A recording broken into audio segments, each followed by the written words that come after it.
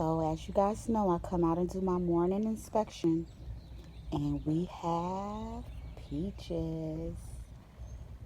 We have so many peaches on this tree. Let's see if I can, there we go. And we have some with double peaches. It's 2 peaches per flower, like this one. I'll probably have to prune those off, the ones with 2 peaches.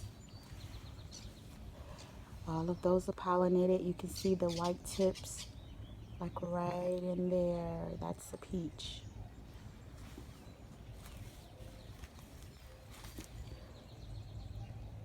I'll remove the peaches with 2 peaches per pod, because I know this little skinny trunk can't support all the fruit on this tree, maybe 2 or 3 fruit per branch. So once all of the flowers die back and the peaches are all exposed, I'll come out and I'll thin out each branch and maybe leave 2 or 3 peaches per branch, just so we can have a greater success rate on the ripening of the fruit and the harvesting.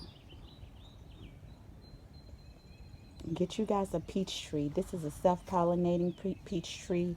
This is an Empress peach tree. You don't need 2 peach trees to get peaches. It's a self-pollinating peach tree. Self-fertile. The wind will pollinate the fruit. The insects, not just bumblebees, any type of insects can come out and pollinate.